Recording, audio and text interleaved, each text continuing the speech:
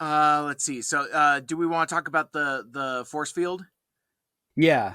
Sorry, I just got distracted because um, my computer changed ratchet to ratchet and didn't like correct it or anything. And I was like, oh, this is why I hate machines. Autobots, transform and roll out! Mike! Mike! Mike! So many Mike! So many Mike! So many Mike! So many Mike! Well, hey folks, welcome back for another episode of Two Mikes, Two Furious Animated Transformers. We are the podcast where we are going through Transformers Animated one episode at a time. My name is Mike Seibert, and I have never watched Transformers Animated before this project, and joining me on this adventure is the other titular Mike of the podcast, a serial TFA rewatcher, Michael Andrews. How we doing? Good. Thank you, Mike. Yes, it is I who has seen this show a bajillion D times. You are the serial rewatcher. Yeah. And bajillion D is a real number. I want everyone to know that. So let's start off our episode with everybody's newest favorite segment, number legislation. Woo! So in this episode we are talking about Transformers Animated Episode 5, Total Meltdown. This is our Episode 4, and yeah, and remind me. So Transform and Rollout! Exclamation point was the pilot movie. And then Home is Where the Spark is Episode 1. 4. Oh, well. Or 2. Well, yeah, see, again, this is why we do number legislation. So this is technically Episode 2 of Season 1, outside of the pilot, outside right? of the pilot movie, yeah. Yep. This but might be the 5 by everyone else. Yeah, I don't think so. This might be the last time we do number legislation. I think we should. We might scrap this bit. Yeah, I think so. Too confusing for me, even. Too confusing, too furious. Yeah, that's what's going to make us too furious is the amount of numbered legislation and confusion. Yeah.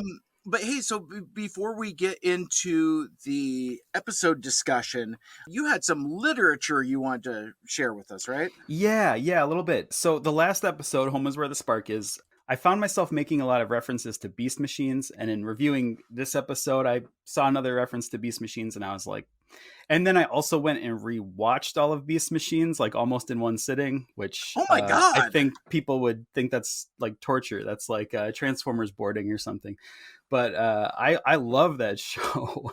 That's a sticker, by the way. Yeah. Transformers boarding, and it's just like Clockwork Orange, eyes peeled open, just having to watch Beast Machines. Yeah. No, I'm a huge Beast Machines fan. I really like it. But I kept seeing all these references, and I was like, this can't be made up. But it came to my attention that there is a huge link between Beast Machines and this show that we're watching, Transformers Animated, because they're both head written by Marty Eisenberg. I forgot that Marty Eisenberg was the head writer, showrunner of Beast Machines as well. Probably explains why I like it so much.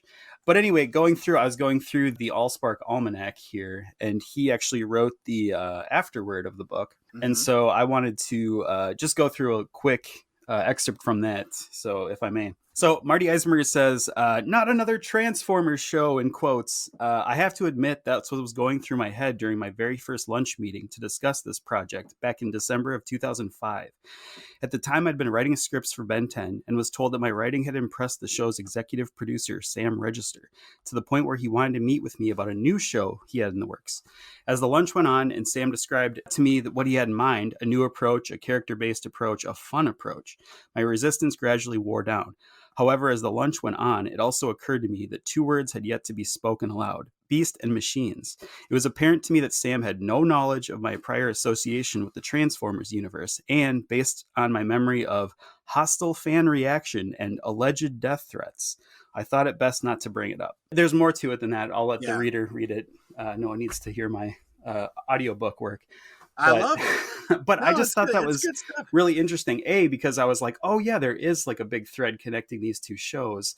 And B, I thought that was really a bummer that he had to go through that hostile fan reaction. I mean, I guess the internet, I wasn't really like on it much when that show was out, so I didn't see it, or I didn't realize there was that big of a backlash. I knew it wasn't the most popular thing with Transformers fans, but yikes, at some point he must have got death threats or possible death threats. Like, it wouldn't surprise me. I mean, especially in those early days of the fandom. I mean, because, you know, I mean, and not to go on a tangent early on, but yeah, I mean, the Transformers fandom is a terrific, welcoming, inclusive place until it isn't. Right. You know, I mean, because it's they walk among us. Yeah. You know, and we've talked about that in several other places. We're not necessarily going to litigate that here, but it does underscore sometimes that we as a fandom forget that human people create this stuff, whether it's the writers, the artists, the art direction. It's like these are real people with real human people feelings, and you know, so it's easy for us to, you know, casually tweet, oh well, this is awful, this is wretched. I mean, I do a fair amount of that myself, probably more than I should, but yeah, I mean, to the point of being like so precious about something that you're going to put like actual death threats is just ridiculous. That's wild. I think it's really interesting too that Transformers Animated is like one of the more beloved by all in the franchise installments as far as like animated series go, and then Beast Machines is like on the polar opposite end of like one of the more hated, but the same guy wrote both of them basically. I think that's super interesting. Well, and it almost didn't happen, right? Like he almost was not willing to jump back in the ring and make Transformers Animated what it was because of the from that negative backlash. Yeah, for sure. And it sounds to me from this excerpt here that it's more on the back of his work on Ben 10 than anything else. And you've talked about that in some of our previous episodes, kind of like the accidental connective tissue between Ben 10 and TFA. There's a lot of, you know, I mean, certainly aesthetically. I haven't really watched enough Ben 10 myself to enough, as in any, but no, it's just like, so it's a blind spot for me, so I can't necessarily speak to that connection other than like character models that I see. You know, it's a lot of Ben 10. It's a lot of, and I noticed it kind of like specifically in this episode, I'm getting a lot of Batman Beyond vibes. In a way that I don't know if I clocked in the first handful of episodes we did, but this one, like especially like in the character design of Meltdown, and even like Police, RoboCop, Ed 209 looking drone things. It's just like I don't know. It just kind of gobsmacked me a bit. I was like, my God, this is almost a Batman Beyond episode. It's great. Well, actually, I'm glad you mentioned that. We can probably get to it when we talk a little bit more about the scenes, but I do want to mention that the writer of this episode was Rich Fogel, and that is going to be important later when we dive into some of those points. So I'll save that for a little secret later to unlock. Secret later, I love it. All right, so I guess like as we say, let's just jump right into it. You know, the Transformers I keep calling them the Transformers, but the Autobots are kind of adapting to their new home in Detroit on Earth, and they decide that they need to observe and acclimate to human culture more. So how else can you observe human society by watching television? We've got over 5,000 channels to monitor here. Yes. And a couple things I want to point out here, like Bulkhead does the gimmick with his kibble flipping around to a chair. I love that. I love that it can do that. I wish the toy could do that to become the little rocker seat. But well, apparently, or at least according to the TF Wiki, apparently the Leader Class toy can do that. Really? It's not a toy I have or familiar with, but that's at least what somebody on TF Wiki says. But I either have to check if mine is that version of it that can do it, or I need to go out and get that toy, because that is That to me was like what really, we can talk about all the other things about this show, but what really made me fall in love early on was that it turned into a chair, and I was like, at least my love for Bulkhead. Yeah, and it's such a very Bulkhead thing to do, and he's just so casual about it. Just flip and just flops into the chair, getting ready to watch TV. And he's got like his oil barrel drink of choice as well, which I like that. And I wonder, because we've talked about the Autobots base headquarters thing, trying to figure out what this actually is. Is it a factory? Is it a storage facility, a warehouse, auto shop? It is whatever it needs to be. But my question is like, are there just like oil barrels just like hanging around that they can just like, is it like a post-apocalypse Walking Dead situation where there's just like leftover food in the stores that they can just like help themselves to? I kind of wonder about that. I guess it's just whatever we need it to be in the moment, right? Mm-hmm. Well, let's talk a little bit about what they're actually seeing on the TV, because I was taken aback by the Autobots' reaction to the programming that they're watching. So much vehicular violence between like the demolition derby. I mean, like Prowl looks visibly upset. Yeah, I thought that was such a cool touch to be like the concept of destruction derby is like us watching Scream or something, right? Like it's like horror to them. I thought that was really interesting. Nice little touch. Yeah, so they see, what is it, like a gas station commercial or something like that, where they see cars being refueled. So the next time you fill your tank, be sure to use Super Premium Mega Fuel. That looks like that hurts. Not as much as that. And even then, that kind of that still kind of sticks in the Autobots' craw a little bit. It's again kind of a weird thing, and in this episode in particular, we're probably going to have some conversations about Energon and the nature of it, because Bulkhead is shown drinking presumably oil or some kind of like fossil fuel out of a barrel there. But it is interesting that there's also this component of the Autobots not quite knowing or understanding the human vehicles' needs for fuel. It's kind of a weird dichotomy. Yeah, that's really interesting that you say that. And then it kind of fits perfectly with moving on to the biochemical makeover commercial, because I remember seeing like the human version of like the human need to like change yourself and what you need to like function and everything. So it cuts to like the scary part for Transformers and cuts to the scary part for me, which is the idea of the biochemical makeover that our Prometheus Black here, our snake oil salesman, is selling. Do you ever dream of being thinner, taller, faster, even stronger? Well, these people did. And they turned their dreams into reality. And you can do that too with my biochemical makeover. Yeah.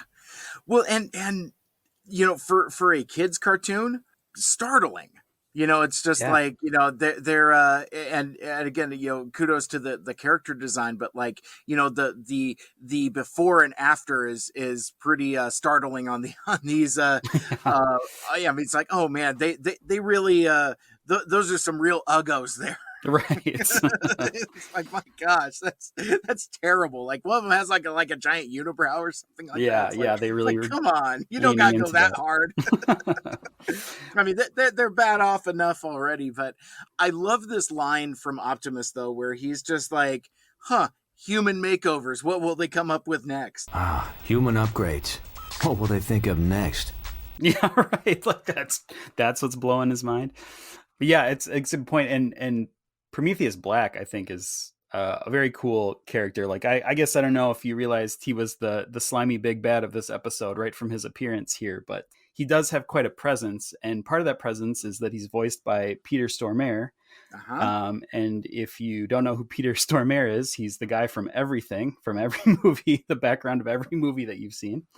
I wanted to ask you, Mike, do you have a favorite role that Peter Stormare did, just to kind of give listeners, oh my gosh, maybe if they're not in a place where they can Google him right now, maybe we can. that's such a hard one too, because he is so ubiquitous. He is that guy. It's like he's in a lot of Michael Bay movies. Does he make it into any of the live action Transformers movies? I don't know if he does. I don't know. I don't think so. I don't think he does. Which I know he's in Armageddon. He's in Armageddon. He's the guy to meet up with the Cosmo. Lev in the space station. And that was the role I was going to point to. He's like, oh yes, his Russian space station. Houston, hello. This is a Russian space station. Can you hear me? and it's so funny because like his vocal delivery in this role here as a Prometheus Black, it's like I think he naturally has a little bit of an accent, but not as much as he does in the roles that he plays. You've seen this guy in like all kinds of different roles. Like I actually saw this guy, completely unrelated to Transformers. I saw this dude pop up in that Yellowstone spinoff, 1923. Wow. So he's like a salty boat captain. And I'm just like, oh, hey, Peter Stormare getting work. Good for you. Yeah, way to be part of that franchise. But but in this role as Prometheus Black, it's like, it's shifty, it's slimy, it's slippery, but it doesn't present to me as cartoonishly Eastern European as a lot of his voices are. Right. It's like he's in them Bad Boys movies, or at least one of them, right, where it's again he's like, oh, I'm vaguely Eastern European villain guy. Yeah. It doesn't seem to be doing that. It's like it's a character. It's just a character, and it is chilling. There is something sort of like, spoilers alert, but there's something slimy about his voice, and like caustic a little bit. So it's a very great casting on that. I just wanted to quickly run you through my favorite Peter Stormare roles. I love Cavaldi in Brothers Grimm. You keep working with Cavaldi. This country won't be yours much longer. He panics. Great Cavaldi never fails. If you remember this movie, not maybe a lot of people do, but Brothers Grimm, check it out. Dr. Solomon Eddy from Minority Report. I don't know if you remember the scene in Minority Report when Tom Cruise gets his new eyeballs installed, and he's the doctor that does the surgery, but he's like deposed and he has a cold, and he's wiping snot off his nose about to give an eye transplant. I thought that was a great character. It's damn cold. Don't worry. You see, I could cut open your chest and sew a dead cat in there. You would never get an infection. Not with the spectrum of antibiotics I'll be shooting into you. That's comforting. But you do understand I can't just give you new irises. Please don't touch, because the scanners will read the new scar tissue, alarms will go off, and large men with guns will appear. And then probably my favorite of all time is his portrayal of Lucifer in Constantine. I think that's the best version of that guy. Oh, snap. I haven't seen that, actually. You haven't seen Constantine? No. Like the Keanu Reeves movie? No. Oh, wow. Oh, yeah. He plays a very memorable devil in that movie. So I gotta check that out, because that seems a role perfect for him, for again that slippery, slimy, and again vaguely Eastern European type affectation. I think that would be awesome. I gotta check that definitely my favorite on-screen Satan, I guess, if we're making that list. but yeah, no, but on-screen Satan as we advocate for the devil. You're the one soul I would come up here to collect myself. Mm-hmm. So I've heard. Sonny, I've got a whole theme park full of red delights for you. Aren't you, Peach? I didn't think you would make the same mistake twice. Right, but I guess the point we're making is, he's great at what he does and kind of playing these sort of like slimy underworld characters. And here in Transformers Animated, it's no exception. He's this sort of like body alteration snake oil salesman, fight promoter. Like, you get that he's maybe a scientist, but he's more about looks and money, and you just get that all right away from this, this one first glimpse. Yeah, I mean, especially with his aesthetic. I mean, we'll talk more about his outfit as we go, but he's got like the hair, but he's also kind of like the thinning hairline a little bit, but he's got, like the long hair, and of course the wraparound sunglasses. Yeah, it's, I mean, again, it's like they really put a lot into this dude's character design to really give that visual shorthand of like, this dude is a slime ball. Yeah. Well, and so he's here promoting a fight, which you think, first you just think it's like a commercial for his business, but then you see he's like in a fight promotion. He's kind of a weird twist on Fan Zone, where he like also hates machines, but he hates machines because he, wants humans to be a better machine. Like, it's kind of the opposite, but also the same as Fan Zone. Hi there, I'm Prometheus Black, and I can transform you. But you're still not convinced? Well, then you better watch one of my greatest bio-enhanced success stories in action. You see them every day. They clean your house, they teach your children, and they take your jobs. But tonight, man will triumph over machine in a no-holds-barred fight to the finish. Yeah, I had that in my notes too, because like in just a minute here, they had like, that interaction in that press box where Prometheus Black invites Captain Fanzone to hang out in this luxury press box to basically sell the Detroit Police Department on this biomechanical enhancement that we see later, that and I'm getting way too ahead of myself, because like I want to talk about the beginning of this wrestling show. So again, this is my first time through, so I've never seen this episode. I didn't know what to expect. And I didn't realize that, like, we were getting callbacks to like the Sam Raimi Spider-Man movie in this one, because that was the thing I took away with like Prometheus Black as the smarmy promoter, and you've got Bumblebee there. And whenever I think of superheroes participating in wrestling shows, I always think of Spider-Man for some reason, because that's one of his early comic things, and they incorporated that into the first Sam Raimi movie. So I was getting like Bruce Campbell vibes from Prometheus Black a little bit. 3 minutes in the cage with Bonesaw McGraw. The sum of $3,000 will be paid to. What's your name, kid? The Human Spider. The Human Spider, that's it? That's the best you got? Yeah. Oh, that sucks. The sum of $3,000 will be paid to the terrifying, the deadly, the amazing Spider-Man! Yeah. That's not the trajectory the character goes, but yeah, it's like, what a random thing, the snake oil salesman / wrestling promoter, right.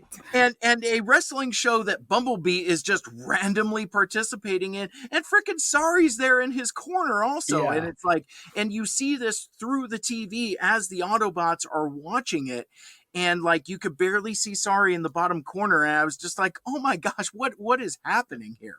Yeah, and actually this is one of my favorite jokes in this show, and I mean not just this episode, but like this is a running joke they keep calling back, which it seems like Ratchet sets up this joke and Bumblebee answers it. So Ratchet has a great setup. He's like watching the show and he goes, "What RAM damaged, programming impaired bot would agree to be in such a degrading spectacle?" And then Bumblebee rolls in. He's like, ta-da! Like, yeah, it's always Bumblebee. And you'll see that they come back to this joke a lot, and I think that's really smart. What RAM damaged, programming impaired bot would agree to be in such a degrading spectacle? Representing the machines, I give you Bumblebee! What? Hey, good evening, Detroit!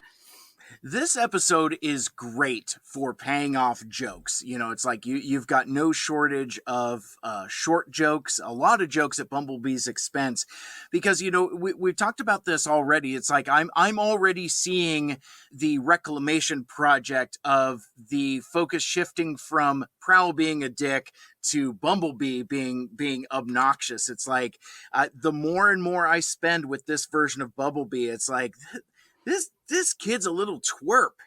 Yeah, right. He's a little stinker. Yeah, he's a little stinker. A little Dennis the Menace of the Transformers. Yeah, exactly. He should have like a slingshot in his back pocket or something. Right. Yeah, so he's cool. And then his opponent is this guy named Cyrus Colossus Rhodes. And to give another sort of Batman shout out, he's kind of like Bane, right? Like his abilities are sort of like Bane in that he's like a little old man that like blows up into a giant mutant strong guy. Mm-hmm. And I think his character design is like, this is something that it's also straight out of Ben 10. Like this is very much, in fact, there's an actual character from the Ben 10 show that came out just before this show that looks just like this. It's sort of the Frankenstein. It's got the electrodes on its back, electric kind of pumping. Yeah, this is like straight out of that. Let's see. So Cyrus Colossus Rhodes, voiced by Corey Burton, by the way, you know, doing extra legwork here. And I have a mildly uncomfortable question. Mm-hmm. Is this character designed for Cyrus Rhodes when he's in little old man mode? Is that like a poor racial stereotype, do you think? Because he's kind of got like the Fu Manchu mustache. I don't know if it would have hit the same way in 2008, but in 2023, it just I don't know. It hit me kind of funny. But that's interesting. Yeah, I don't know, because I've always kind of had this question of like, he kind of looks like a little alien, like not human, and I was always just like, are there aliens in this future? Do people not, you know? And then even when he turns into like his mutant, he's still got like kind of inhuman features. I guess I was. He has a very otherworldly texture for sure. Or like how much biochemical making over has this guy had done that we don't even know what his original species was. I think that probably says more about the way that I read things and see things than what is actually there. And it underscores something that I do think is really cool in the character design, is the way the mustache is paid off. Because, like, you know, when he's in human mode, the handlebar mustache is particularly long and big, but then when he gets into super mode, you know, it kind of fits his face better. Put it that way. So I think that's a cool touch, and I would imagine that that's probably what they're going for more than any kind of uncomfortable stereotypes. But yeah, like you said, he's a very alien looking dude here. I just had an epiphany that when he's in his like bigger humanoid mode, his Bane mode, if you will, he looks like my cousin. So I need to send my cousin a screenshot of this after the show and be like, you look like this dude. Can't wait. That's a lot of fun. I'm gonna put that in my notes. That's important to me, not to the listeners, but to me, this is top notch. I love it. We so we talked a little bit earlier about the interaction between Prometheus Black and Captain Fanzone, and that they're kind of a kind. And I wanted to talk about the sequence here in the press box. And so Fanzone is trying to eat this hot dog, and again, like I eat a lot of hot dogs and a lot of terrible hot dogs and a lot of stuff that is terrible for me, but this hot dog that Fanzone has just does not look appetizing at all. It's not okay. But then like this little friendly robot, this little friendly robot buddy comes over, and what does he say? He's like, you know, please select your condiment or something like that. Please select your condiment. Please select your condiment. Please select your... Would you like a napkin? This is why I hate machines. And Fanzone, I don't... Is he trying to put mayonnaise on his hot dog? because like he hits the third button, which is a white button. There's a red button, a yellow button, and a white button, and he's going for, so it's like he's doing one of two things. It's either mayonnaise, or maybe Captain Fanzone has a affinity for the Seattle area. Seattle famous for the Seattle style hot dog, where they actually put like grilled onions and stuff, and then top it off with a lump of cream cheese. Really? Why that is a Seattle thing, I do not know. It's fine. I've had it a couple times, mostly just for novelty purposes. It's good. I'm not going to say I want to try bad. this. It's grilled onions topped with cream cheese. Correct. That's the recipe. Yeah. Yes. Yeah. So basically, like what happens is like the grilled onions acts as a bed to kind of melt the cream cheese into the hot dog, and it's pretty good. Well, see, Mike, all your friends and Transformers friends have been telling you this show is for you. It's just for this scene. It's just for the Seattle dog shout out. We didn't, and everything else, forget it. It was just about this hot dog. And so then, so since he can't get mayonnaise / cream cheese out of the dispenser, see, it goes either direction. He just ends up getting a handful of mustard instead. But Fanzone's just a walking FML, right? He's just like, I think some of that he brings on himself. He just kind of puts that negativity out in the world, and the world just kind of pays it back to him. Yeah, he's self-sabotaging. We can analyze this guy through the lens of therapy. And it's fascinating too, kind of like this undercurrent of anti-machine sentiment. And we've talked about previously how Detroit is now kind of like a utopia, thanks to Sumdac Industries and specifically his robots. But it feels like, it would be interesting to see if this is explored further, but it really feels like there's kind of like a underbelly or undertone of like, maybe these machines aren't so great for us. When you see folks like Captain Fanzone and Prometheus Black in the same room talking about their I don't know, it's like a Venn diagram of like hating machines or something. Yeah, well, I thought this was like a smart example of the writing of this show, and how we can go back to like, this could have just, we have the setup here, right? We have like a robot wrestling match. We have the monster. This whole side plot with Sumdac and the police contract didn't even need to be there. But this sort of bringing together the idea that, Fanzone and Prometheus Black are of the same mind in a way. And then using it to say that Prometheus Black wants to get the bid for this police contract. And that's where his, I was kind of alluding to it earlier, that's where his kind of obsession with being anti-machine comes in, because he doesn't want to just get rid of machines. He sort of wants like humans to become the machines, right? He's not saying humans are better than machines. He's saying, I need to make humans better so they can be better than machines. So that's where he's kind of like the other end of the spectrum from these guys. But I just thought that was really smart writing to sort of bring those two characters into a room together, and then also have this subplot of human versus machine versus superhuman. Yeah, it's two competing but complementary philosophies, that kind of thing. So we see the outcome of the wrestling match. Bumblebee gets thrown through a wall. Sorry, uses her key to repair him. Drink at home if you're playing the game.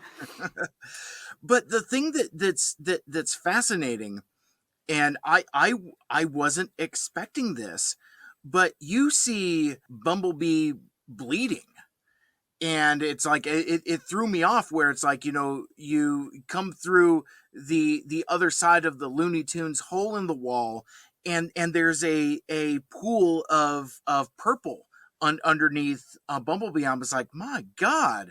And I'm like, is that Energon? And then you see like his shoulder wound, and it's like, there's a chunk of his plating taken off, and there's like an actual wound there.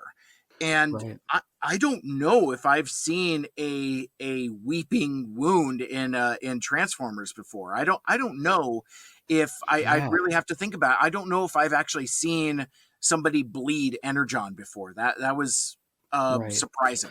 Well, it's really interesting because it's a little bit of a plot point, right? Because Prometheus Black uses the sample of that. He needs a sample of this to further the plot of the show. But you're right. They didn't need to do it so graphically, right? They could just be like, oh, he leaked a little oil. They could have made a pee joke, if we're being honest. Sure. Yeah, they did sort of show it kind of graphically, this battle wound. It was kind of jarring in this, sort of, like Looney Tunes-y kind of cartoon setting.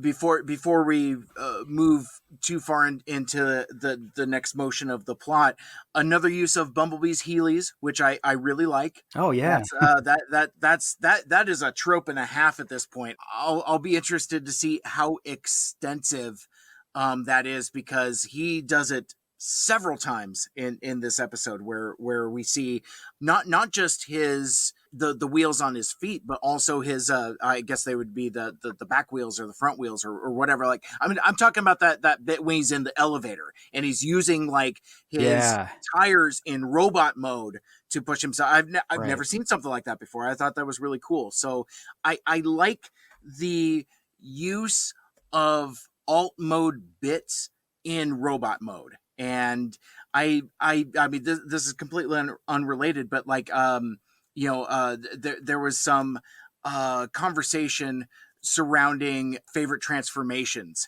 And like, I had said something about like the thing that makes Transformers unique to other science fiction is using transformation and alt modes for tactical advantage. And I think that's one thing that the best Transformers fiction does well. And yeah, I just think that's cool. And I think that extends to using parts of your alt mode for tactical advantage. In this case, it's running around a wrestling ring on Heelys. Yeah, well, this is where I think also like the name of the show is very clever in calling it animated and like setting it up as a very cartoony cartoon. This is something you couldn't really do with like a CG model or in the Unicron trilogy where they're kind of using that CGI hybrid, or like the Netflix series. I mean, these characters can become what they need them to, and they can do this cool stuff. It's not very expensive to draw that in a different way. We can get arm reaching out of Bumblebee when we need to, or, his wheels popping out of some place to help him out.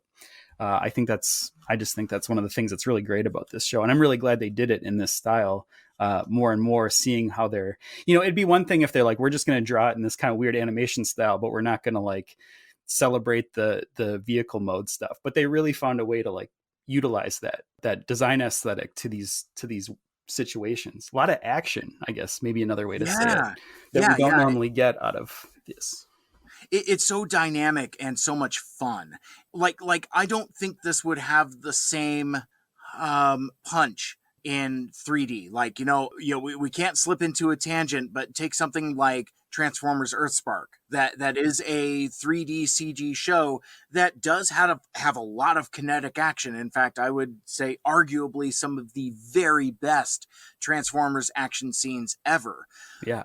But there is a difference between that kinetic action and this stuff where you can have like, the exaggerated drawings that's literally a cartoon, and like in the truest sense of the word, where it's like, you can mess around with like shape and perspective and not be so burdened with having to fully animate every bit of transformation. It's like, we've talked about like the Tasmanian Devil, Tom and Jerry type of thing. And that being a criticism of mine before I watched the show, but now it's so economical that I would think it would actually be exhausting to watch every single transformation be a full transformation sequence, for lack of a better term. It's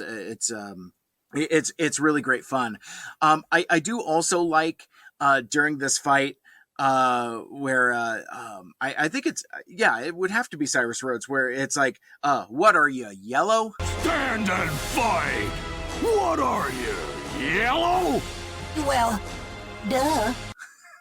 Yeah, it's a good little bit. Yeah, a nice line there, and it's very much a Back to the Future 2 moment there. It's what are you, chicken? What's wrong, McFly? Chicken?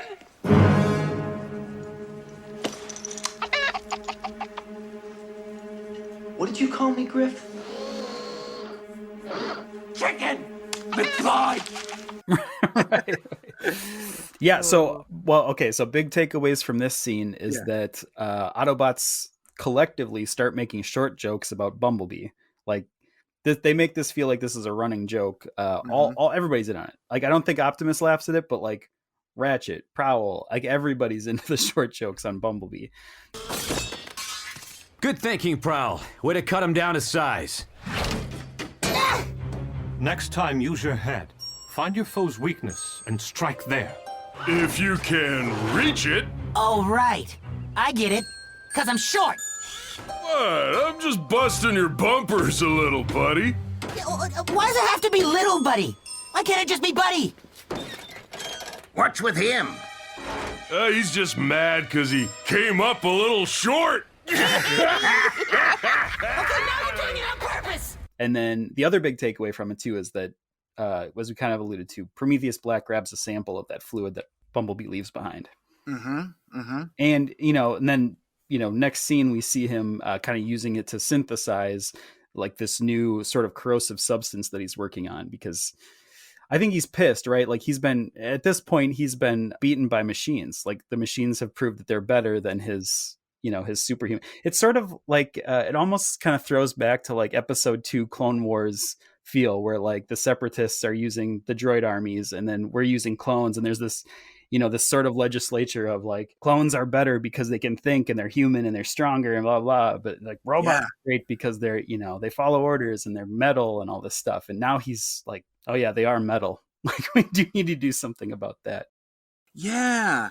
It's this quickly becomes a supervillain origin. Like we've talked about this before. The thing that I think sets TFA apart from other Transformers fiction is that there are actual supervillains, and here you get like a straight up Marvel Comics supervillain origin story here in the transformation of Prometheus Black. Clearly, mere physical strength is not enough to defeat these machines. However, by combining the Autobot's fluid sample with my steroids, I have discovered, as they say, a chink in the armor, thus ensuring the superiority of my biotech over Sumdeck's robotics. We were talking about the presentation of the new Sumdeck Industries, Sumdeck Systems police drones. And it's so funny because like Isaac Sumdeck he seems to be very proud of these new drones, but the folks that are there for this unveiling seem they seem very bored and apathetic, which is kind of interesting. But then there's this what is it? He's talking about like, I don't know, like the tracking system or something like that. And Isaac Sumdeck says something about it would prevent a reoccurrence of that unfortunate incident with the captain's wife just before the drone explodes. Not only is it larger and faster, but it also has improved recognition software. So we don't have a repeat of that unfortunate incident with the captain's wife. What? That's a neat little bit of world building that does not get paid off later. But what? I mean, is there a Mrs. Fanzone? Was she like, murdered by a police drone robot? No, I wrote that down too because it's such a weird thing, because as far as I can remember, I don't think we ever see Fanzone's wife ever again. I don't think it's mentioned. I'm trying to think, there might even be like a Day in the Life of Fanzone episode, but like, there's no Mrs. Fanzone. So this is quite the incident. And even at the end of that scene, I still want to talk about this scene a little bit more, but at the end of that scene, please. When Sumdeck, after everything goes to hell, he goes, my regards to your wife, Captain. This is why I hate machines. Oh dear, it wasn't supposed to do that. I am so sorry. Call us when you get those bugs worked out. My regards to your wife, Captain. And it's such a weird line because it's almost like a dig, right? Like it's sort of like, give your wife my regards. Like there's just sort of a weird delivery of that. I probably wouldn't have brought it up at all. It's so weird. But yeah, you're right. It's weirdly bookend. So I would imagine that the implication is she's still alive, but I mean, this raises more questions than it answers. I just don't understand, because I was, I mean, thanks for bringing up that reference from Isaac Sumdack there, but like, I'm sure this is intentional. So this takes place in Detroit in the future, and you have a very Ed 209 RoboCop looking police drone. Yeah. I'm sure that is intentional. I'm sure it's like, wait a sec, we're in Detroit in the future. Let's really see if we can RoboCop this up, you know, like in terms of like imagery, and maybe it's like it's a little bit of trying to get some of that Paul Verhoeven satire. I'm not really sure, but that actually makes sense, because the Prometheus Black commercial in itself is sort of like those fake commercials that you see in RoboCop and other Paul Verhoeven joints, as it were. Red alert! Red alert! Red alert! You crossed my line of death! You haven't dismantled your MX stockpile. Pakistan is threatening my border! That's it, Buster. No more military aid. Nuke 'em. Get them before they get you. Another quality home game from Butler Brothers. They say 20 seconds in the California sunshine is too much these days. Ever since we lost the ozone layer. But that was before Sunblock 5000. Just apply a pint to your body, and you're good for hours. See you by the pool.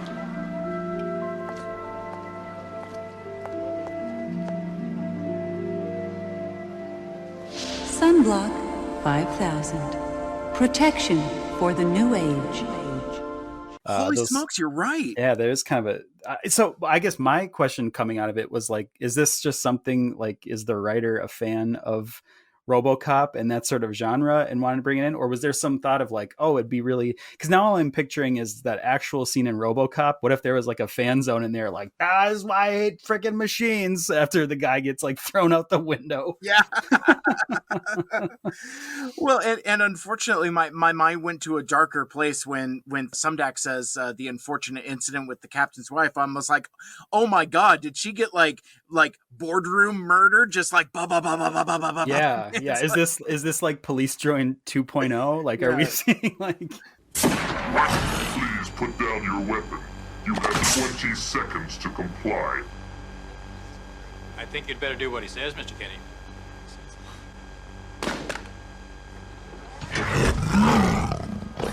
You now have 15 seconds to comply. You are in direct violation of Penal Code 113, Section 9. You now have 5 seconds to comply. 4, 3, 2, 1. I am now authorized to use physical force.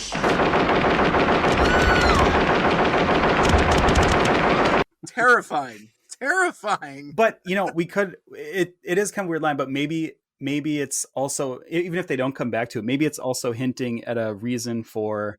Now this kind of makes sense. Like, is this the reason that he hates machines so much? Now we know that there was something very serious in his past that makes him, you know, like this fan zone, like this towards machines. So maybe that's where it came in. I was thinking of it like a weird line, but maybe it's sort of developing his character a little bit. So as we talked about earlier, we're getting the variety of short jokes at Bumblebee's expense, and there's this terrific little moment where it's like, you know, everybody's getting in on it. You know, it's like, you know, Ratchet's being impatient, Bulkhead is being shitty about it, and like there's this whole thing where like Ratchet's talking about like, oh, I need to run some tests, it's only going to be a few hours, and Bumblebee's impatient. Bulkhead's like, yeah, his attention span is short too. and then Prowl out of nowhere is like, yeah, apparently so is his fuse. And they do like this quiet, just high five. I'd like to run some more tests. It should only take a few hours. That long? His attention span is short, too. I heard that. Apparently, so is his fuse.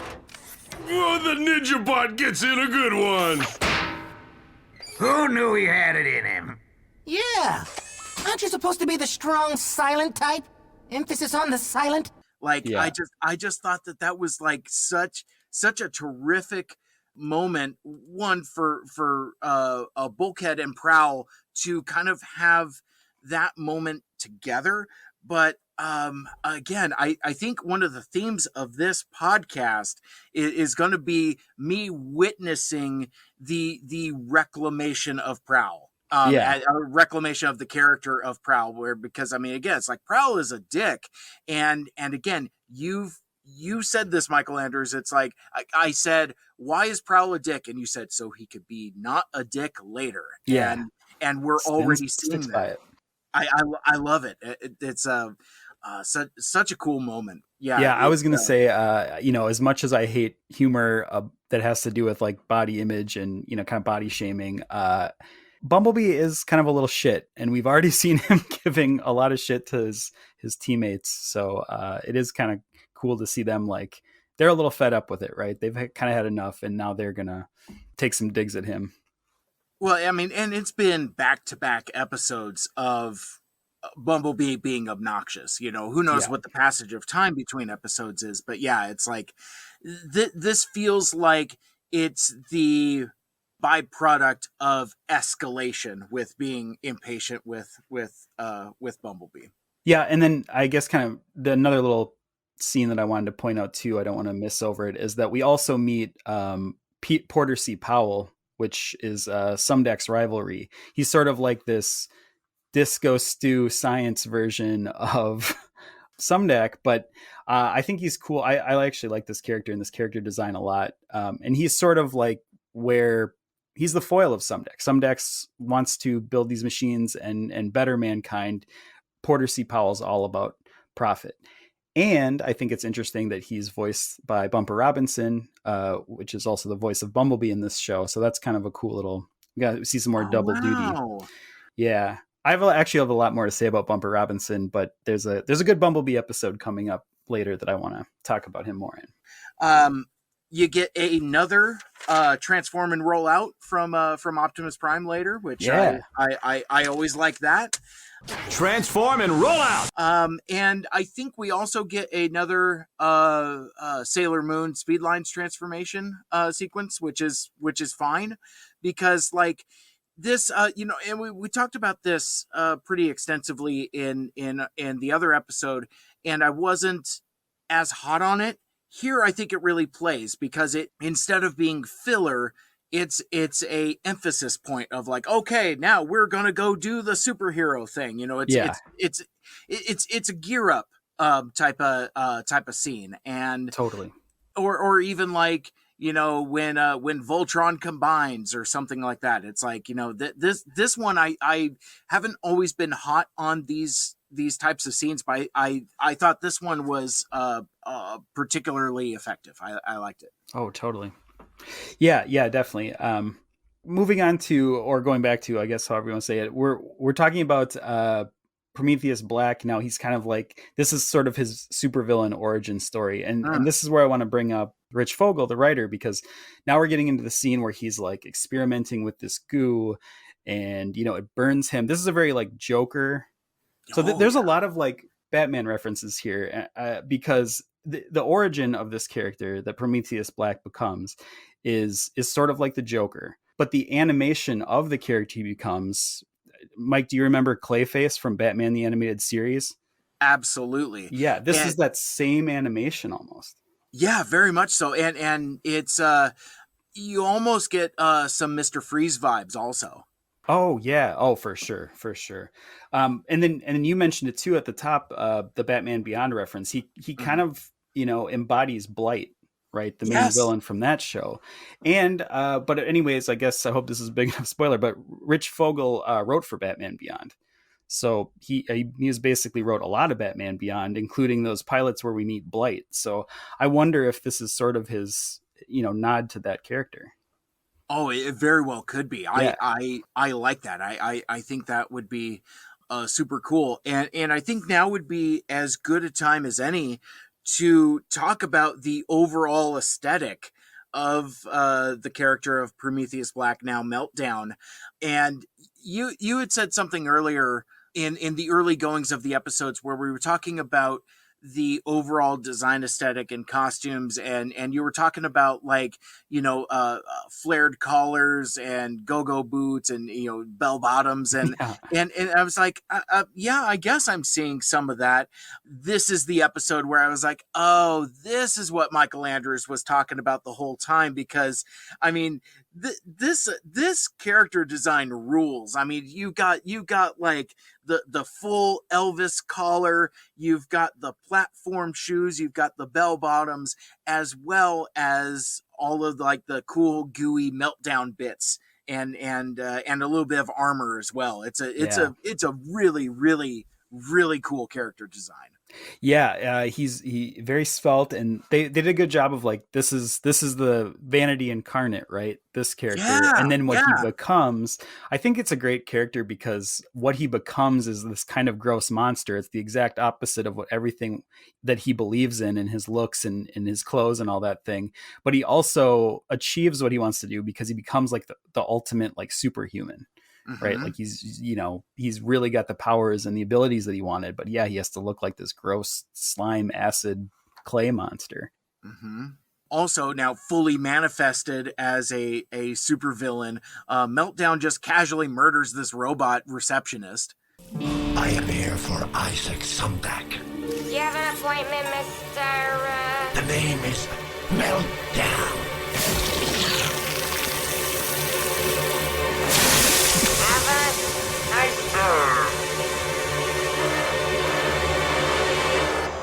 That was kind of I was going to ask, upsetting. do you think it's the animation here got me a little bit, because is it like a gas when he wants to like shoot a corrosive gas, or is it like, did he like slime her with the acid? Like it kind of looked like he gassed her.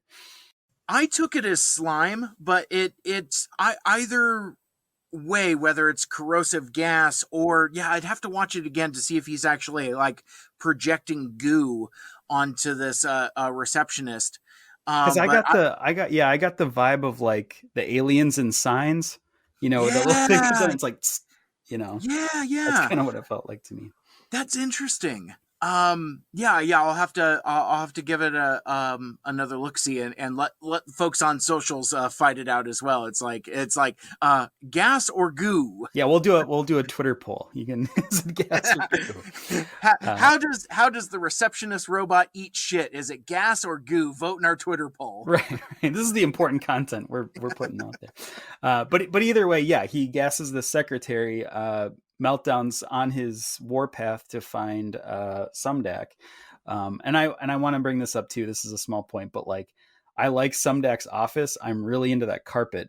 I don't know if you remember the carpet, but it's like this weird, like long runner carpet with like neon green jelly bean type thing and on a black background. I thought that was a really cool animation note. Yes, but anyways, this is what gets him into the building, and this is another big important plot point because the building itself, Sumdac Tower, goes into like a panic room mode and puts up a sonic field around the building. And this is basically like a panic room for Sumdac, right? Like no one can get in or out, but and Ratchet makes a point to be like, well, this is the dumbest thing ever. Like now we can't get in to help you. What was the purpose of this? What the spark was that? A force field. When the tower's under attack, it goes into auto defense mode. What a dumb design! If your dad's in trouble, how are we supposed to get inside to save him? So the sonic field, it's an important part to the show, but it starts by going up around the building, and the Autobots are outside scrapping with Colossus, who's still around. Yeah. And he's quite the opponent for them. Like they're pinned down by a truck. This is Bayhem, right? Like they're pinned down, they're getting knocked into bell towers, all this stuff is happening. And Ratchet kind of finds a way in. He has to use his electromagnets to like open a hole in this force field, this panic room force field that's gone up around the building. And unfortunately it can only fit Bumblebee through before Big Butt Bulkhead blocks it. I have a note in dump truck ass ! Right. But something that also happens important in this scene is that they learn that bell tower blocks the powers of Colossus, Cyrus Rhodes' character. Mm-hmm. And it's how they finally defeat him, because there's like a sonic resonance thing that goes along with this church bell, this giant church bell that they put over him. And so this is going to be a throwback to the end of a great moment. I won't say the end of the episode, but it's a great moment coming up with Optimus thinking his trick's going to work twice. Exactly. Well, and another accidental Sam Raimi Spider-Man reference. Because that's how Venom is defeated in the much maligned Spider-Man 3 is, through literally like in a church bell tower. So it's like right. I haven't watched those movies recently. I don't know why that's top of mind for me, but that's kind of where my mind went. Yeah, well, I mean, if you're keeping track of the references, we have a Bane reference, we have a Joker reference, a Blight reference, a Clayface reference, now a Spider. Like there has to be some sort of, and then we know the writer of the show wrote for a lot of like Batman and DC properties and probably comic book properties. So I think there's definitely something there to it. I also like this little bit. It happened a little bit ago, but like Colossus is definitely a threat.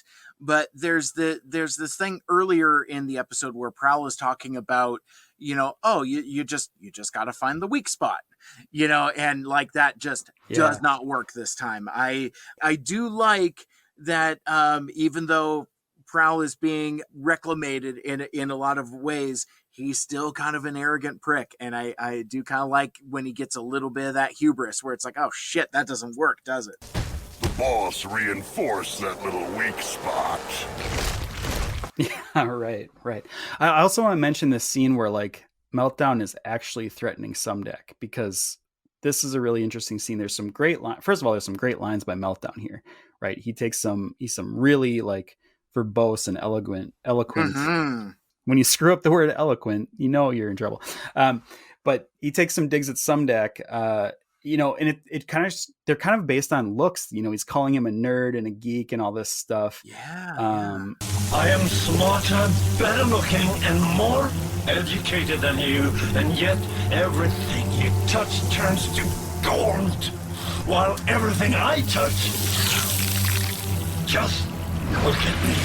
I'm a freak, but I refuse to be beaten by some simpering nerd who merely got lucky.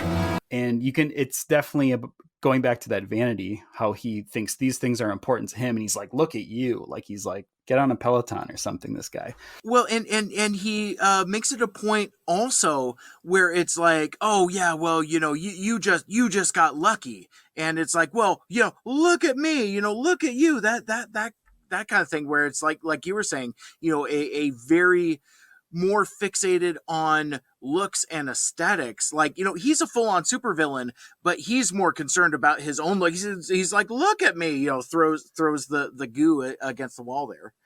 Right. I think that's so another really smart writing moment, because even though he's coming at this from sort of like I'm better looking than you, I should be the one that's getting ahead, he really hits on a point that stings Sumdac. And there's a moment where Sumdac just like is taken aback by it, because he says, like you said, he's refused to be beat by a supreme nerd who got lucky. And that's when Sumdac kind of like has a jolt, because deep down Sumdac knows that all of this is based on he was the kid in the cornfield at the right time, right? Like, so that moment, obviously Meltdown didn't know he was hitting on that, but that was just, I think that's a cool level of character that, that you probably wouldn't care about when writing a normal cartoon show. That's a level of like grown-ass adult TV writing that I really appreciate. Yeah. Who is the show for? It's for everybody. Yeah. I mean, again, we can't call it out enough. Just the writing is just so goddamn smart in this show. Nothing is wasted. Right. Well, and then so Bumblebee gets in, he's coming to the rescue. And then we see that scene that you were talking about earlier that you liked, where he like goes up the elevator shaft using like his wheels. Someone used acid on that cable, but it'll take more than that to stop yours truly going up. Which is a very cool scene.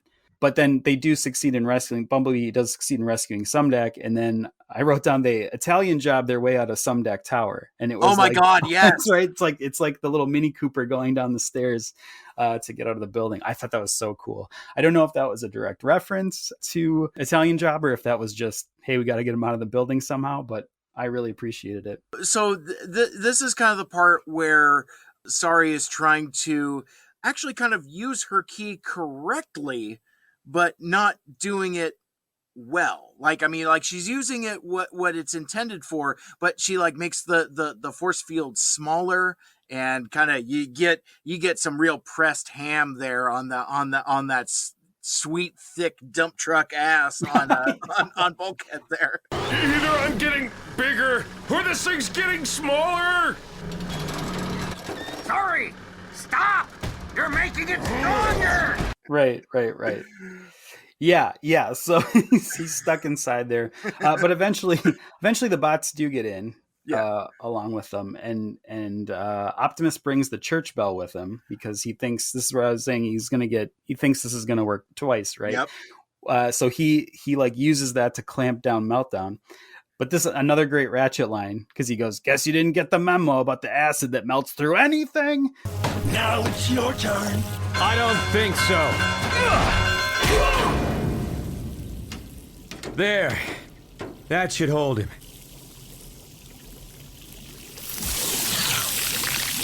Guess you didn't get the memo about the acid that melts through anything? Fools! Nothing can hold me!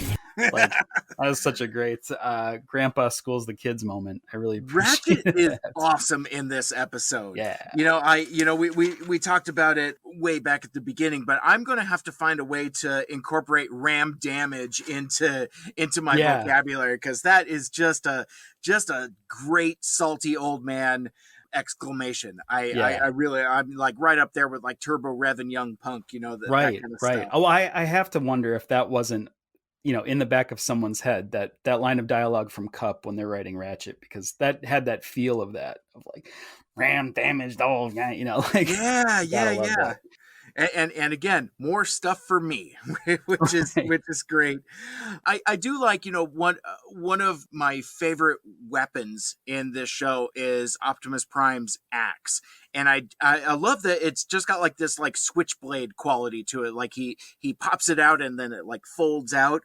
But I have in my note, Prime would like to ask you a few questions as he goes after the church bell. I didn't want that to pass by as Meltdown literally melts through the bell there. Yeah. Well, that axe is cool, and I love that it's like rocket powered to like help his swing. That is such like a full on anime trope of like a big oversized rocket powered kind of weapon. Yep.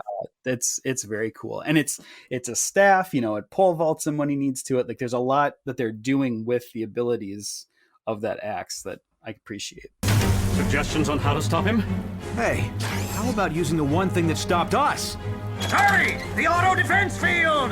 Gotcha! So Meltdown is ultimately defeated by the combination of combo attack of Sari using the key in the right slot to activate the force shield, and with what does he do?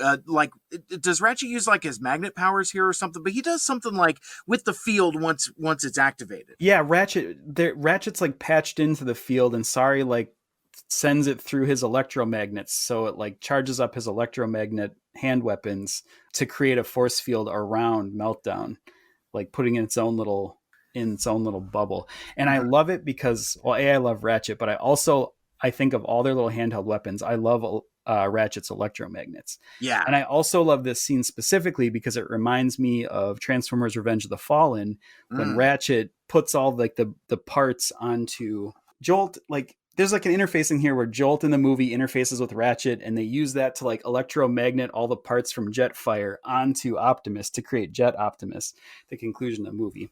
So gotcha. I guess my joy from this show is like all the little things that are sort of like precursors to Revenge of the Fallen, because obviously that came out a couple years after this show. Right. But the wheeled feet, is like the side swipe thing from the movie, this little scene, like there's all these little things that I don't know, maybe subconsciously affected choices for the masterpiece that is Revenge of the Fallen.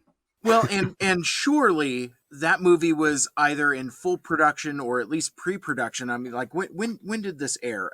February of 2008, and Revenge of the Fallen came out sometime in 2009, if I'm not mistaken. Yeah, yep. So surely there's got to be some kind of like cross-pollination somewhere. Yeah. Or like someone was coming in watching dailies and being like, "Hey, we got this guy with wheel feet. Do you have a wheel feet guy there?"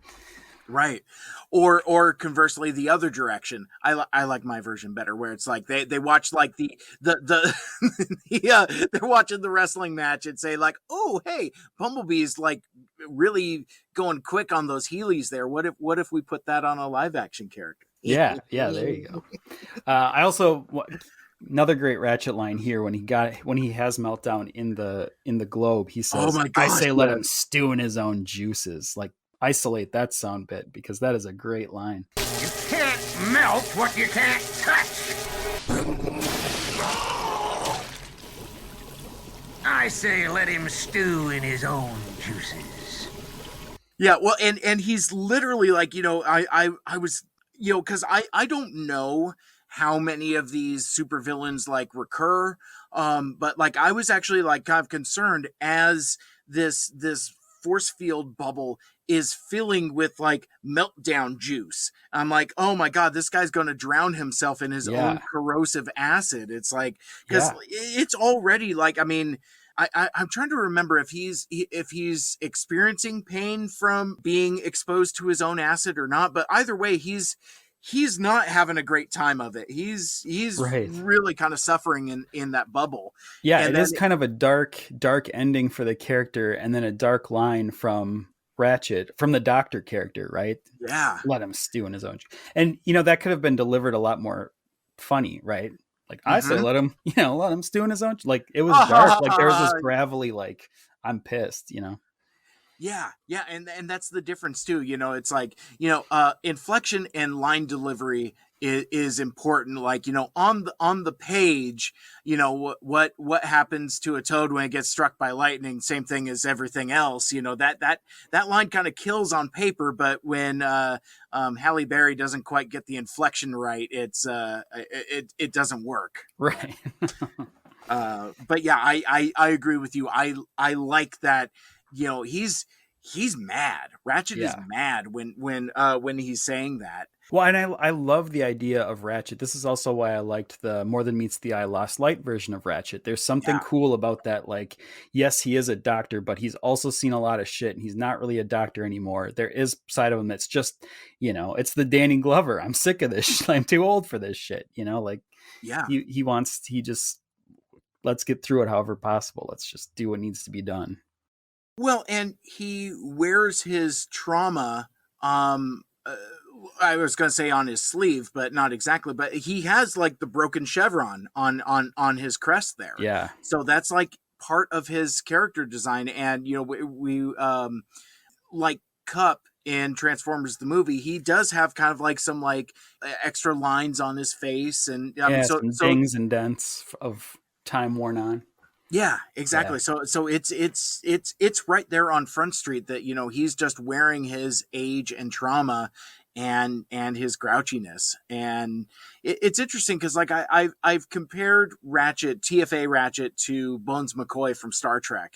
And that I still believe that, but the thing that's interesting that makes those characters a little different is that Bones doesn't necessarily carry his trauma around with him, whereas Ratchet, every line he says has that undercurrent of like, this is why I am the way that I am, whereas Leonard McCoy is just a grouch. Kind of like a old frontier doctor, that kind of thing. Well, this is where I think it's kind of thing. Right. This is where I think there's that really smart level of adult TV writing going on, because at some point they said, hey, here's the thing that happened that's going to motivate everything your character says and does. It's not just do a goofy voice and then we'll write a good episode for you later. This is like, what's in your past in every line you say, make sure there's some sort of tragedy. I think that's so cool. And recently I just rewatched the J.J. Abrams 2009 Star Trek, and God, I love Bones in that movie. Like, what a great delivery for that character. Well, and Carl Urban just is terrific in that role. Fantastic. I mean, it's amazing. And it's like much like a lot of the other performances in that movie. I mean, I love that J.J. Abrams movie because like it basically like, so I'm Blade the Daywalker. I can walk between worlds. I am both a Star Trek fan and a Star Wars fan. So it's like I don't even mess around with that, you know, which is better discourse because I love them both for very, you know, different reasons and things like that. But like the thing that I like about the J.J. Abrams movie is that it made the Star Trek characters, which are terrific archetypal characters, and makes them approachable for a contemporary audience. Yeah. And I like that basically he made a Star Trek movie that's a Star Wars movie. Oh, totally. Yeah. Because that was his resume for doing Star Wars, right? Absolutely. They're like, what if we have this guy do a Star Wars movie for real? Because basically Star Trek 2009 is basically a Star Wars movie starring the original Star Trek cast, which I think is great. But I was going to say with the performances is like, I like that they're evocative without being outright imitation. I've heard criticism of the Carl Urban performance saying it's like, oh, it's basically a Saturday Night Live skit. And I don't agree with that. I don't share that theory, but no. I do like that it very much evokes the spirit of what DeForest Kelley was doing with that. Is just this cantankerous old Sawbones. I don't know.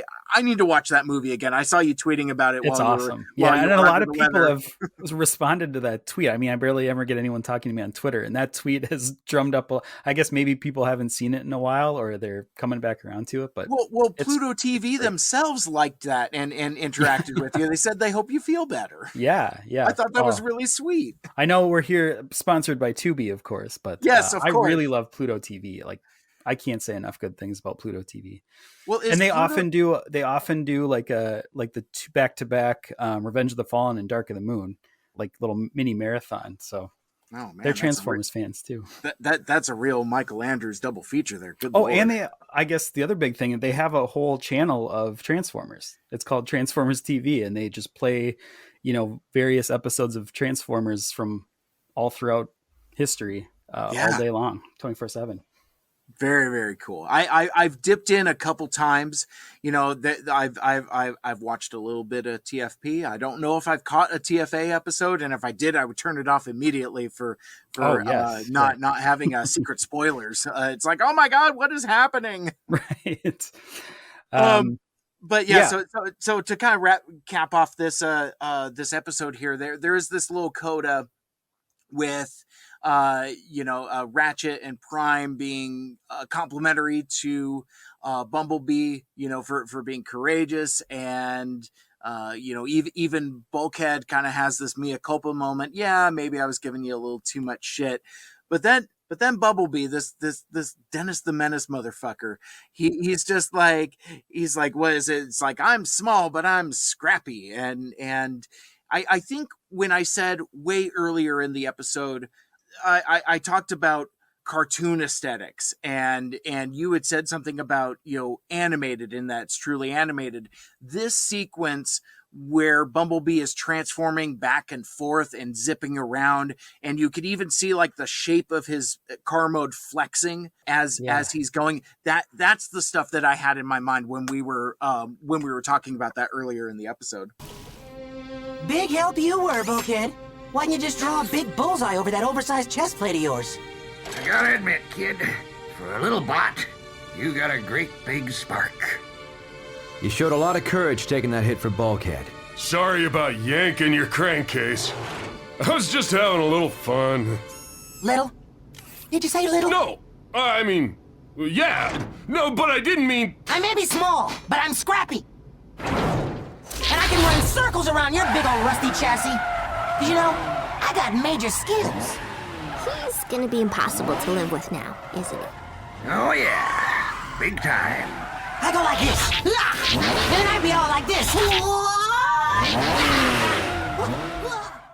Right. Yeah. And I guess it's really, we should mention that all those short jokes pay off because Bumblebee's, size is what allows him to kind of, maneuver about this building and be the only one in there and do what needs to get done. So again, with the nothing wasted theme, like there is that moment of, yeah, we're sorry we made fun of you and you got to use your smallness for good. So I like that. Exactly. And the thing that I like about Transformers Animated, the stuff that I've seen so far, is it's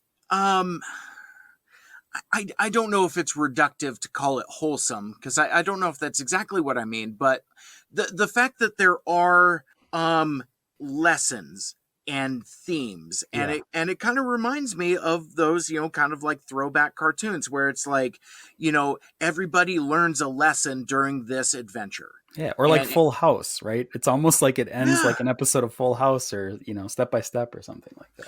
And it's not cheap, it's not cheesy, and it's earned. It's like, maybe don't judge somebody by their size, and that's and even actually, and you couple this with the Meltdown's vanity. You talked a lot about not having much tolerance for body shaming and picking on somebody's appearance. I think that's in this also, in addition definitely. to this is a real don't judge a book by its cover type of thing, because Prometheus Black was basically all about vanity and aesthetic and appearance, and look what happened to him. Yeah, look where you got to say. Put it that way. I mean, I just again getting now that we're a couple episodes into this show, did you think we'd be talking about these layers of depth in something called Transformers Animated that was like Looney Tunes of Transformers? Not even a little, because it's like I've said this already, so apologies for repetition, but the aesthetic put me off. I thought it was too cartoony, and I just figured that's what it was. It's like we're doing a dumbed down cartoon for children that might not be able to enjoy the live action movies. Right. Yeah. And it's anything but. Exactly. And I was going to say there are shades of that, not the dumbed down part, but like this is what I would say a suitable all ages alternative to folks. Like let's say I'm between 7 and 10 in 2007 when Transformers 2007 comes out. I think that, I mean, I hate to sound like such like a boomer grump, but I think the thing with the live action Transformers movies, and I feel this way about like the PG-13 Marvel movies as well, is I think that the content has skewed so mature, trying to cater to adult audiences like us, that you kind of forget that like comics are supposed to be for kids also, that Transformers is supposed to be for kids also. So the thing I've said numerous times, it's like this is terrific all ages content. I don't feel that it's condescending to kids, but I also feel like it's rewarding for adult audiences in a way that I never would have imagined. I never thought we would have been talking about like themes of hubris in a cartoon.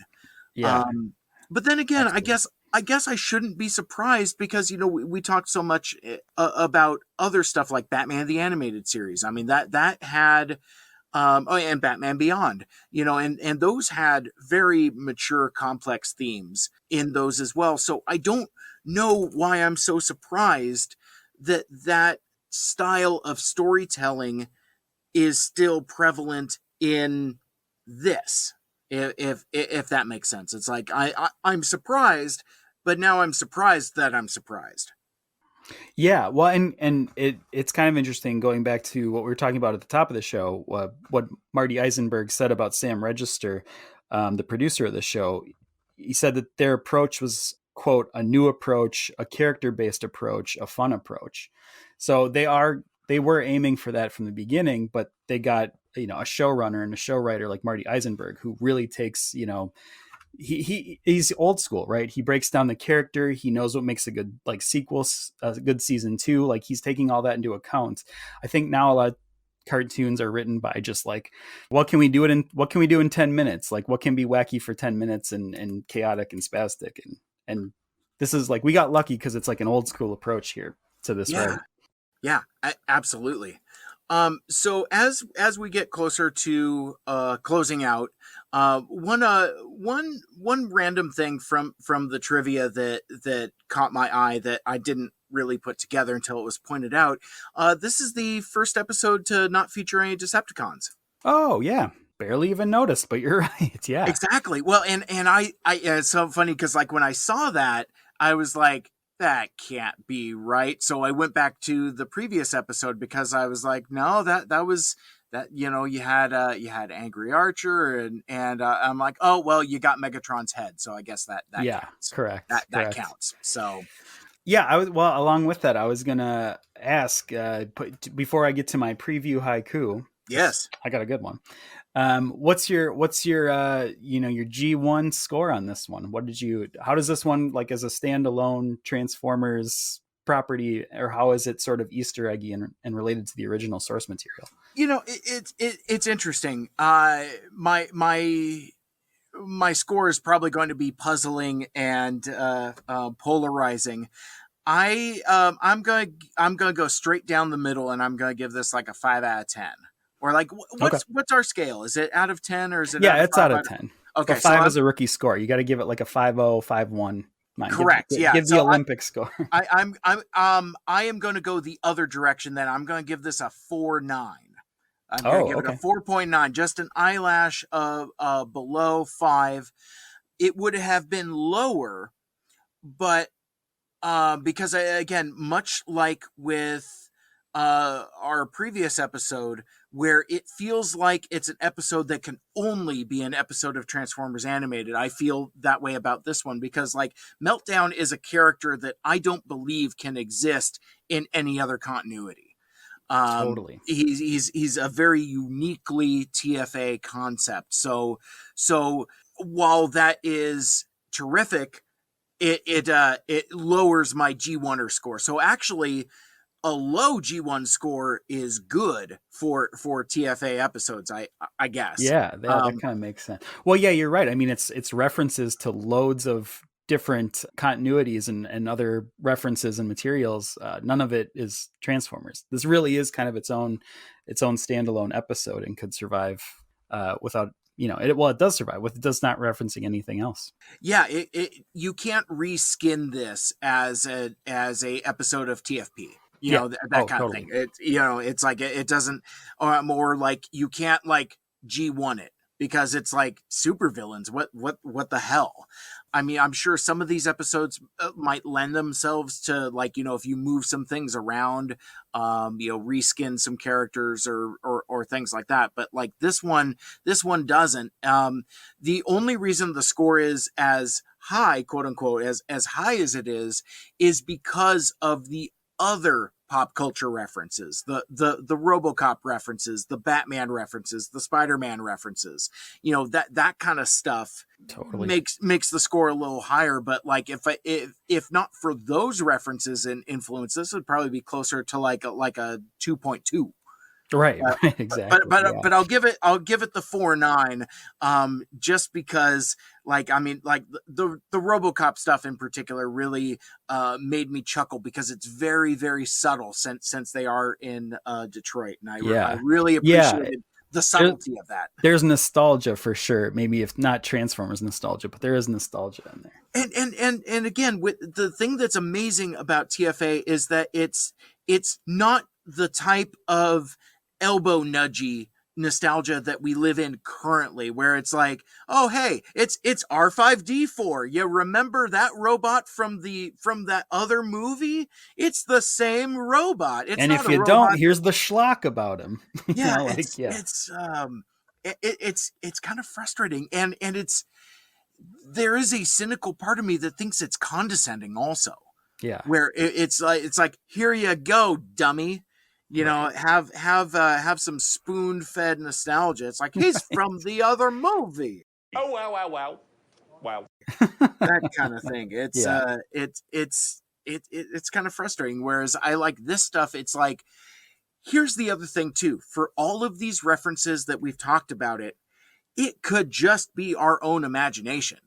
You know, maybe they have no tether to RoboCop. Maybe there's you know, maybe like the Spider-Man stuff is entirely coincidental, which is just as awesome. But it's there if you want to look for it and if you want to see it and interpret it, but it's not like required viewing. It's not like I have to read an entire series of novels to know what's going on in this cartoon episode. It gives it ultimate. Well, to harken back to my literature classes, put on my professor glasses here.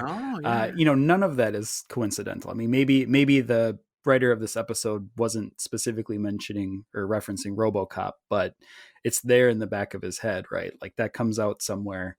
It's intertextuality. It's everything. You're the product of what everything you've seen before, and that's going to make your way. If you're creating content, it's going to make its way into it. So before we get to your haiku, which I'm very intrigued by, because I'm very interested for what potentially is going to happen in our next episode, because I haven't watched it yet. I just have the title and a thumbnail, and I was like, we doing Dinobots in here? So I'm really excited for the next episode. But I thought before we close out here, would you like some more listener feedback? Oh, please, yes. So I've collected a couple tweets and things that have sent us, things that folks have sent us. Sorry, easy for me to say. I got a couple tweets and messages from a friend of the show, Dave Cabal, who has been a fan of Autopod Decepticast and has been a fan of the stuff I do at Mike Seibert Radio. Really good guy. One of the most positive folks in the fandom out on Twitter.com. If I had any criticism, though, it's like, quit changing your Twitter name and quit changing your Twitter handle, because nobody knows who you are.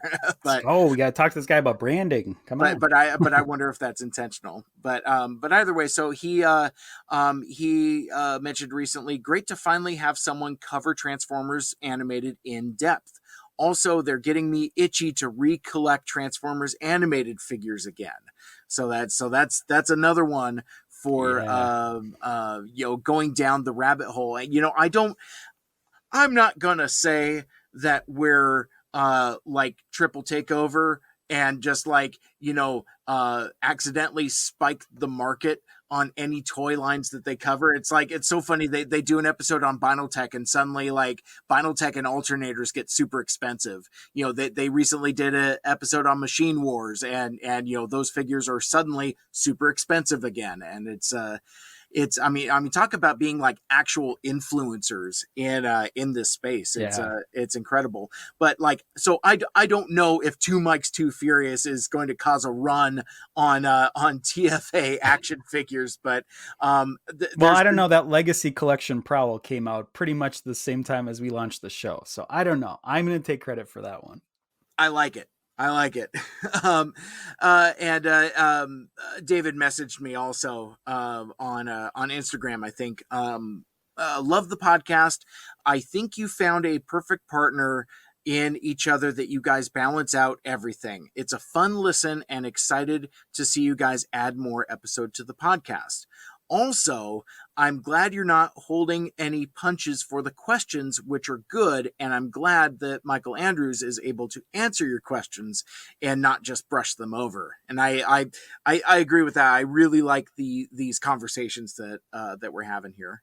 Yeah, well, and that's only because we're recording. When we're off there and Mike asks me a question, I could care less. I just let it roll off my shoulder. But here on the show, I'm ready to answer.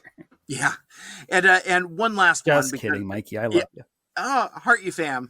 One last bit of feedback before we get to the haiku and close out. This from Stuart, who is one of the co-hosts of the recently somewhat returned More Than Meets the Ear podcast, where they're talking about Transformers Cybertron. And I think they seem to be on a release schedule of releasing an episode right before a TFCon or something. That just kind of seems to be the pattern. Their hosts are very busy. But anyway, it's a really fun podcast. Go check it out, More Than Meets the Ear, if you have any affection for Transformers Cybertron. And even if you don't, it's a fun hang. It's Trish and Josh and Stuart and Susan are really fun together. But anyway, so Stuart posts a great episode, Mike's plural. I enjoyed hearing Mike Seibert catch those references and enjoy the show for its merits. But also, he posted to Michael Andrews. Yes, Michael Andrews, I too remember Out of This World. You're right. Yes. The communicator in that show looks exactly like the Allspark. Sidebar, there's a board game called Small World, and my first thought was a Small World Out of This World crossover. Yes. Love it. Yeah. He was disappointed that did not happen. But yeah. I share a brain with that guy, because like that is the type of thing that happens to me. It's just that would never be a board game in a million years, but I'm just like, that could be something. That could be something. that would be super rad. So like I wasn't into Out of This World, but I was huge into Small Wonder. I'm the opposite, but I've only recently discovered Small Wonder. Small Wonder rules. Well, yeah. I mean, she's a robot. I mean, come on. It's like, so, I mean, that's an easy one for me, but yeah, so that's, we'll have some more listener feedback in our, next episode, coming up, next, TFA episode 6, Blast from the Past. And, stay tuned to the end of the episode for more information about how you can contact us on the social medias. The feedback has been incredible. Folks seem to be picking up on what we're putting down and digging it. And please feel free and give us that feedback. You can also call our voicemail hotline, and we will play those voicemails on the air. Michael Andrews, what are we doing next time? Yes. Well, first of all, spoiler alert, I think your G1 score is going to be a little higher for this next episode. But my preview haiku, my pre-coup, here we go. Things get Jurassic. New bots make an appearance. Just let Bulkhead smash. I love that. And so we have been Two Mikes, Too Furious. My name is Mike Seibert. I'm Michael Andrews. And oh yeah, that's right. We don't do that here. I was going to say, until next time, tell all or one, make good choices and wear a mask and wash your hands and all that stuff. I don't think we do that kind of stuff here. We just get some pizza. Yeah, there you go. We'll see you guys next time. Woo woo. Woo woo. Oh man, you got me with that Daywalker line between Star Wars and Star Trek. That really. Want to be a guest on the show? Send us an email, 2mikes2furious@gmail.com. Interact with us on social media. You can follow 2mikes2furious on Twitter, Facebook, and Instagram at 2mikes2furious. And raise your voice. Leave us a voicemail message at 260-274-MIKE. Again, that's 260-274-6453.